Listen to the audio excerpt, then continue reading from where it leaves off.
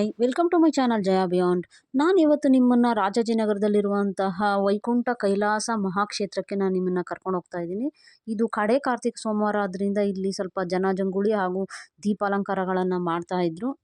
ಈ ವಿಡಿಯೋಗೆ ನಿಮ್ಮ ಲೈಕು ಶೇರು ಹಾಗೂ ಕಾಮೆಂಟ್ ಇರಲಿ. ಹಾಗೂ ಯಾರ್ಯಾರು ನನ್ನ ಚಾನಲ್ನ ಸಬ್ಸ್ಕ್ರೈಬ್ ಮಾಡ್ಕೊಂಡು ನೋಡ್ತಾ ಇಲ್ವೋ ದಯವಿಟ್ಟು ಸಬ್ಸ್ಕ್ರೈಬ್ ಮಾಡ್ಕೊಂಡು ನೋಡಿ ಅಂತ ಕೇಳ್ಕೊತೀನಿ. ಹತ್ತಿರದಲ್ಲಿರೋ ದೇವಸ್ಥಾನಕ್ಕಿಂತ ದೂರಕ್ಕೆ ಹೋಗೋಕ್ಕೆ, ದೂರದಲ್ಲಿರೋ ದೇವಸ್ಥಾನ ನೋಡಲಿಕ್ಕೆ ಎಲ್ಲರೂ ಇಷ್ಟಪಟ್ಟು ಹೋಗ್ತಾರೆ. ಆದರೆ ನನಗೆ ಇದು ತುಂಬ ಹತ್ತಿರದಲ್ಲಿದ್ದರೂ ನನಗೆ ಎಷ್ಟೇ ಸಲ ಹೋದರೂ ವಿಶೇಷ ಅಂತ ಅನಿಸುತ್ತೆ. ಯಾಕೆಂದರೆ ಅಷ್ಟು ಸುಂದರವಾದ ದೇವಸ್ಥಾನ ಮತ್ತು ಎಲ್ಲ ದೇವರು ಇರುವಂತಹ ಜಾಗ. ಅಂದರೆ ಎಷ್ಟೋ ದೇವತೆಗಳು ಹಾಗೂ ದೇವರ ವಿಗ್ರಹಗಳು ಇಲ್ಲಿದೆ. ಸುಮಾರು ದೇವಸ್ಥಾನಗಳು ಇರೋದ್ರಿಂದ ಇದು ನೋಡಿದ್ರೆ ತುಂಬ ಖುಷಿ ಅಂತ ಅನಿಸುತ್ತೆ ಯಾವಾಗ ಹೋದ್ರೂ. ಈ ದೇವಸ್ಥಾನ ರಾಜಾಜಿನಗರದಲ್ಲಿದ್ದು ತುಂಬ ದೊಡ್ಡದಾದಂತಹ ದೇವಸ್ಥಾನ. ಇದು ಮೇನ್ ರೋಡಲ್ಲೆಲ್ಲ ಅಲ್ಲಿ ಇಲ್ಲಿ ಕಾಣಿಸೋ ಥರ ಇಲ್ಲದೆ ಸ್ವಲ್ಪ ಒಳಗಡೆ ಇರೋದ್ರಿಂದ ಎಷ್ಟೋ ಜನಕ್ಕೆ ಈ ದೇವಸ್ಥಾನ ಇರೋದು ಗೊತ್ತಾಗಿಲ್ಲ. ಆದರೂ ತುಂಬ ಸುಂದರವಾಗಿದೆ. ಯಾರ್ಯಾರಿಗೆ ತಿಳಿದಿರ್ತಾರೋ, ಅಂದರೆ ಯಾರ್ಯಾರಿಗೆ ಈ ದೇವಸ್ಥಾನ ಒಂದ್ಸಲ ನೋಡಿರ್ತಾರೋ ಅವ್ರು ಮತ್ತೆ ಮತ್ತೆ ಬಂದು ವಿಸಿಟ್ ಮಾಡೋಕ್ಕೆ ಇಷ್ಟಪಡ್ತಾರೆ. ಅಷ್ಟು ಚೆನ್ನಾಗಿದೆ ಇದು. ಕಾರ್ತಿಕ ಸೋಮವಾರ ಹಾಗೂ ಶಿವರಾತ್ರಿ ದಿನ ಇಲ್ಲಿ ವಿಶೇಷವಾಗಿರುತ್ತೆ. ಪ್ರತಿ ಕಾರ್ತಿಕ ಸೋಮವಾರಗಳಲ್ಲೂ ಈ ದೀಪಾಲಂಕಾರ, ದೀಪ ಹಚ್ಚೋದಕ್ಕೆ ಹೆಂಗಸರುಗಳು ಅಥವಾ ಎಲ್ಲ ಫ್ಯಾಮಿಲಿ ಜನಗಳೆಲ್ಲ ಬಂದು ದೀಪ ಹಚ್ತಾರೆ ಇಲ್ಲಿ. ಹಾಗೂ ಇದರಲ್ಲಿ ಶಿವರಾತ್ರಿ ದಿನ ತುಂಬ ಜನಗಳು ಬರ್ತಾರೆ. ತುಂಬ ಇದು ಕಿಲೋಮೀಟರ್ ಗಟ್ಟಲೆ ಇಲ್ಲಿ ಕ್ಯೂ ನಿಂತಿರುತ್ತೆ ಇಲ್ಲಿ ದೇವಸ್ಥಾನದ ದರ್ಶನಕ್ಕೆ ಅಂತ. ಇಲ್ಲಿ ಇವತ್ತು ಈ ಕಾರ್ತಿಕ ಸೋಮವಾರ ಅಂತ ಮಾತ್ರ ಅಲ್ಲ, ಗಣೇಶನದ ವಿಗ್ರಹ ಇರೋದ್ರಿಂದ ಚೌತಿ ದಿನಾನೂ ರಶ್ಶು. ಹಾಗೆ ಶಿವರಾತ್ರಿ ದಿನ ಶಿವನ ಲಿಂಗ ಇರೋದ್ರಿಂದ ಶಿವರಾತ್ರಿಗೂ ರಶ್ಶು. ಸುಬ್ರಹ್ಮಣ್ಯ ಇರೋದ್ರಿಂದ ಇಲ್ಲಿ ಸೃಷ್ಟಿ ಹಬ್ಬದಲ್ಲೂ ರಶ್ಶು. ಹಾಗೆ ನವಗ್ರಹಗಳಿರೋದ್ರಿಂದ ಸಂಕ್ರಾಂತಿ ಕೂಡ ರಶ್ಶು. ಇಲ್ಲಿ ಎಲ್ಲ ಹಬ್ಬದಲ್ಲೂ ರಶ್ ಇದ್ದೇ ಇರುತ್ತೆ. ಯಾಕೆ ಅಂದರೆ ಎಲ್ಲ ದೇವರುಗಳು ಒಂದೇ ಕಡೆ ಇರೋದ್ರಿಂದ ಪ್ರತಿ ಹಬ್ಬದಲ್ಲೂ ಇಲ್ಲಿ ರಶ್ ಇದ್ದೇ ಇರುತ್ತೆ. ಎಷ್ಟೇ ಜನಗಳು ಸೇರಿದ್ರು, ಅಂದರೆ ತುಂಬ ರಶ್ ಇದ್ರೂ ಇಲ್ಲಿ ಜನಗಳಿಗೆ ಏನು ಅಂತ ತೊಂದರೆ ಅಂತ ಆಗೋದಿಲ್ಲ. ಯಾಕಂದರೆ ಅಷ್ಟೇ ದೊಡ್ಡದಾಗಿದೆ ದೇವಸ್ಥಾನ. ಅದರಿಂದ ಜನಗಳಿಗೆ ಯಾವುದೇ ತೊಂದರೆ ಇಲ್ಲ. ದೇವಸ್ಥಾನಗಳಲ್ಲಿ ವಿಡಿಯೋ ಮಾಡೋದು ಸ್ವಲ್ಪ ಕಷ್ಟದ ಕೆಲಸ. ಯಾರ್ಯಾರು ಬೈತಾರೋ ಅನ್ನೋ ಬೈಕೆ ನಾನು ಅಷ್ಟಾಗಿ ಮಾಡೋಕ್ಕಾಗಲ್ಲ. ಮಧ್ಯ ಸುಮಾರು ಜನ ವಿಡಿಯೋ ಮಾಡ್ತಾಯಿದ್ರು. ಯಾಕೆಂದರೆ ಬೇರೆ ದಿನದಲ್ಲಿ ಅವಕಾಶಗಳು ಕೊಡಲ್ಲ. ಇವತ್ತು ರಶ್ ಇದ್ದದ್ರಿಂದ ಪುರೋಹಿತರುಗಳ ಗಮನ ಇಲ್ಲ. ಹಾಗಾಗಿ ನಾವು ವಿಡಿಯೋ ಮಾಡೋಕ್ಕೆ ಅವಕಾಶ ಆಯಿತು.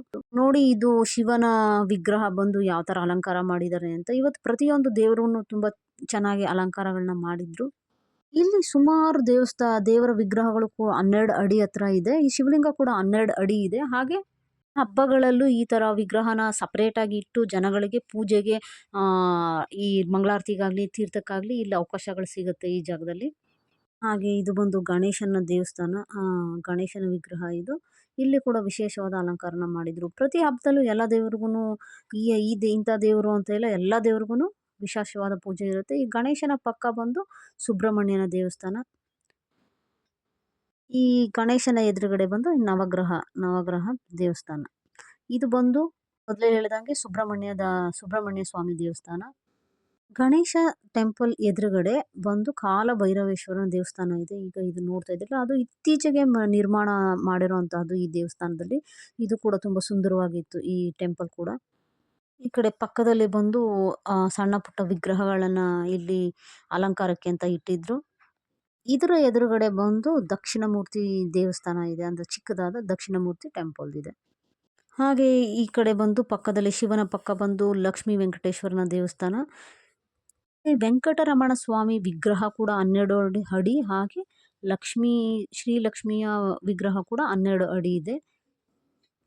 ಇಲ್ಲಿ ರಂಗನಾಥ ಸ್ವಾಮಿ ದೇವಸ್ಥಾನ ಏನಿದೆಯೋ ಇದು 26 ಅಡಿ ಉದ್ದವಾದ ತುಂಬ ವಿಶಾಲವಾದ ಮಹಾ ದೇವಸ್ಥಾನ ಇದು. ಶ್ರೀರಂಗಂಗಿಂತ ಇದು ಅತಿ ದೊಡ್ಡ ವಿಗ್ರಹ ಅಂತ ಹೇಳ್ಬೋದು. ಶ್ರೀರಂಗಮಲ್ಲಿರೋದು ಬರೀ 22 ಅಡಿ ವಿಗ್ರಹ, ಆದರೆ ಇದು 26 ಅಡಿ ಇದೆ.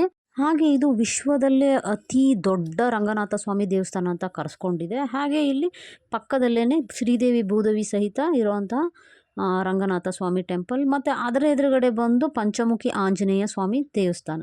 ಈ ಎಲ್ಲ ದೇವರುಗಳು ಬಂದು ದಂಪತಿ ಸಮೇತವಾಗಿರುವಂತಹ ದೇವಸ್ಥಾನ ಇದು.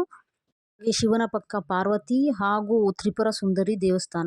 ತ್ರಿಪುರ ಸುಂದರಿ ದೇವಸ್ಥಾನ ಬಂದು ಉತ್ನಳ್ಳಿ ಬಿಟ್ಟರೆ ಮತ್ತೆ ಇಲ್ಲೇ ನೋಡಬಹುದು ನೀವು. ಎಲ್ಲ ಒಳಗಡೆ ದರ್ಶನ ಮಾಡಿಕೊಂಡು ಪಕ್ಕದಲ್ಲೇ ಇರುವಂತಹ ದೇವಸ್ಥಾನಕ್ಕೆ ಹೊಂದಿಕೊಂಡಂತೆ ಇರುವಂತಹ ಇನ್ನೊಂದು ದೇವಸ್ಥಾನಕ್ಕೆ ಹೋಗ್ತಾ ಇದ್ದೀವಿ. ಇಲ್ಲಿ ಸುತ್ತಮುತ್ತ ಸುಮಾರು ಕಿಲೋಮೀಟರ್ ಗಟ್ಲೆನೆ ದೇವಸ್ಥಾನಗಳೇ. ಇದು ಬಂದು ಶನಿದೇವರ ದೇವಸ್ಥಾನ. ಇದು ಕೂಡ 14 ಅಡಿ ಇದೆ. ಈ ಶನಿದೇವರ ದೇವಸ್ಥಾನ ಏನಿದೆ, ವಿಗ್ರಹ ಏನಿದೆ ಅದು 14 ಅಡಿ ಇದೆ. ಮತ್ತು ಕಾರ್ತಿಕ ಸೋಮವಾರ ಆದ್ರಿಂದ ಇಲ್ಲಿ ಪಕ್ಕದಲ್ಲೇ ಶಿವನ ಇನ್ನೊಂದು ದೇವಸ್ಥಾನ ಇದೆ. ಹಾಗೆ ಅದರ ಎದುರುಗಡೆ ಮಲ್ಲಿಕಾರ್ಜುನ ಮೂರ್ತಿ ಇದೆ. 2 ಕೂಡ ಈ ಪಕ್ಕದಲ್ಲೇ ಇದೆ. 2ನು ಅದಕ್ಕೋಸ್ಕರ ನಾವು ಇಲ್ಲಿ ಹೊರಟ್ವಿ. ಇದರಲ್ಲಿ ಪ್ರತಿ ಕಾರ್ತಿಕ ಸೋಮವಾರ ಒಂದಿನ ಅಂತಲ್ಲ, ಎಲ್ಲ ಸೋಮವಾರನೂ ಇಲ್ಲಿ ಊಟದ ವ್ಯವಸ್ಥೆ ಅಂತ ಇರುತ್ತೆ. ಪ್ರತಿಯೊಬ್ರುನು ಎಷ್ಟು ಜನ ಬಂದ್ರೂ ಇಲ್ಲಿ ಊಟದ ವ್ಯವಸ್ಥೆನ ಮಾಡ್ಕೊಡ್ತಾರೆ. ಇಷ್ಟೇ ದೇವಸ್ಥಾನಗಳು ಅಲ್ಲದೆ ಇಲ್ಲಿ ಪ್ರತಿ ವರ್ಷ ಕೂಡ ಒಂದೊಂದು ದೇವಸ್ಥಾನಗಳನ್ನ ಆ್ಯಡ್ ಮಾಡ್ತಾನೆ ಇದ್ದಾರೆ. ನಿರ್ಮಾಣ ನಡೀತಾನೆ ಇರುತ್ತೆ ಇಲ್ಲಿ. ಹಬ್ಬದ ಸಮಯ ಬಿಟ್ಟು ಬೇರೆ ಸಮಯ ಬಂದರೆ ಜನಗಳು ಕಡಿಮೆ ಇರ್ತಾರೆ. ಹಾಗಾಗಿ ಧ್ಯಾನಕ್ಕೆ ಒಳ್ಳೆ ಸ್ಥಳ ಇದು. ಈ ಹಬ್ಬದ ದಿನದಂದು ಇಲ್ಲಿ ಹೋಮ ಹವನಗಳು ನಡೆಯುತ್ತೆ. ಈ ಪ್ಲೇಸಲ್ಲಿ ನಡೆಯುತ್ತೆ. ಧರ್ಮ ಸಂಕೇತವಾಗಿ ಪ್ರತಿಯೊಂದು ದೇವಸ್ಥಾನಗಳು, ಹಾಗೆ ಒಂದು ತುಳಸಿ ಕೂಡ ಇಲ್ಲಿ ಮಿಸ್ ಆಗದಂಗೆ ಪ್ರತಿಯೊಂದು ದೇವರುಗಳನ್ನು ಇಲ್ಲೇ ನೋಡಬಹುದು. ಇಲ್ಲಿ ಬಂದು ಶಿವಲಿಂಗಗಳಿದೆ, ಸುಮಾರಿದೆ. ಇಲ್ಲಿ ಒಂದು 5-6 ಶಿವಲಿಂಗಗಳ ಸ್ಥಾಪನೆ ಆಗಿದೆ ಇಲ್ಲಿ. ಕಾರ್ತಿಕ ಆದ್ರಿಂದ ಇಲ್ಲಿ ಸ್ವಲ್ಪ ವಿಶೇಷವಾದ ಅಲಂಕಾರನ ಮಾಡಿದ್ರು. ಮತ್ತೊಂದು ಮೂರ್ತಿಯನ್ನ ನಿರ್ಮಾಣ ಮಾಡಿ ವಿಶೇಷವಾದ ಅಲಂಕಾರನ ಮಾಡಿದ್ರು ಈ ಪ್ಲೇಸಲ್ಲಿ. ಕಾರ್ತಿಕ ಮಾಸ ಆದ್ರಿಂದ ದೇವಸ್ಥಾನದ ಎದುರುಗಡೆ, ಆ ದೇವಸ್ಥಾನ ಮೊದಲು ತೋರಿಸಿದ್ನಲ್ಲ ಆ ದೇವಸ್ಥಾನದ ಒಳಗಡೆ, ಹಾಗೆ ಈ ದೇವಸ್ಥಾನದಲ್ಲೂ ಕೂಡ ಎಲ್ಲ ಕಡೆ ದೀಪದ ಅಲಂಕಾರಗಳು ನಡೀತಾ ಇತ್ತು. ಇದು ಬಂದು ಮಲ್ಲಿಕಾರ್ಜುನ ದೇವಸ್ಥಾನ. ಈ ಲಿಂಗಗಳ ಎದುರುಗಡೆ ಇರೋದು ಮಲ್ಲಿಕಾರ್ಜುನ ದೇವಸ್ಥಾನ. ನೋಡಿ ಎಷ್ಟು ಸುಂದರವಾದ ಲೈನ್ ಇದು ಅಂತ. ನಂಬು ಎಲೆ ಮನವೇ, ಹಂಬಲಿಸದಿರು ನೀನು ಮಲ್ಲಿಕಾರ್ಜುನ ನೊಲಿಯುವುದಕ್ಕೆ ನಿನ್ನ ನಂಬಿಕೆಯೇ ಕಾರಣ ಅಂತ. ಹಾಗೆ ಸುಮಾರು ಲೈನ್ಗಳಿದೆ ಇದೇ ಥರ. ಇಲ್ಲಿ ಅಕ್ಕಪಕ್ಕ ಯೋಗಿಗಳ ವಿಗ್ರಹಗಳು ಕೂಡ ಇದೆ. ಮಲ್ಲಿಕಾರ್ಜುನ, ಅದರ ಪಕ್ಕ ಬಂದು ಗಣೇಶನ ದೇವಸ್ಥಾನ. ಈ ಒಂದು ದೇವಸ್ಥಾನದಲ್ಲಿ ಈ 3 ಒಟ್ಟಿಗೆ ಇದೆ. ಹಾಗೆ ಕಾರ್ತಿಕ ಸೋಮವಾರ ಆದ್ರಿಂದ ಊಟದ ವ್ಯವಸ್ಥೆ ಇತ್ತು ಅಂತ ಹೇಳಿದ್ನಲ್ಲ, ನೋಡಿ ಕ್ಯೂ ಎಷ್ಟು ದೊಡ್ಡದಾಗಿದೆ ಅನ್ನೋದನ್ನ ನೀವು ಮುಂದೆ ನೋಡ್ತೀರಾ. ಊಟದಲ್ಲಿ ಅನ್ನ, ಸಾಂಬಾರು, ಪಾಯಸ ಮತ್ತೆ ಪಲಾವು, ಹಾಗೆ ಪಲ್ಯಗಳು, ಈ ಥರ ಪ್ರತಿಯೊಂದನ್ನು ಪ್ರಸಾದ ಅಂತ ಬಂದಂಥ ಭಕ್ತರುಗಳು ಖುಷಿಯಿಂದ ಇಲ್ಲಿ ಊಟ ಮಾಡಿ ಹೋಗ್ತಾರೆ. ದೇವಸ್ಥಾನದ ವಿಡಿಯೋಗಳನ್ನ ಮಾಡೋದು ಅಷ್ಟು ಈಸಿ ಅಲ್ಲ. ಇಲ್ಲಿನ ಪುರೋಹಿತರುಗಳೆಲ್ಲ ಬೈತಾ ಇರ್ತಾರೆ. ಹಾಗಾಗಿ ನನ್ನ ಕೈಲಿ ಎಷ್ಟು ಸಾಧ್ಯನೋ ಅಷ್ಟು ಮಾಡಿದ್ದೀನಿ. ಈ ನನ್ನ ಶ್ರಮಕ್ಕೆ ನಿಮ್ಮ ಲೈಕ್ ಇದ್ದೇ ಇರುತ್ತೆ ಅಂತ ಅನ್ಕೊತೀನಿ. ಅದಕ್ಕಾಗಿ ನೀವು ನನ್ನ ಚಾನಲ್ನ ಸಬ್ಸ್ಕ್ರೈಬ್ ಮಾಡಿ ನೋಡಿ ಅಂತ ಕೇಳ್ಕೊತೀನಿ. Thank you so much.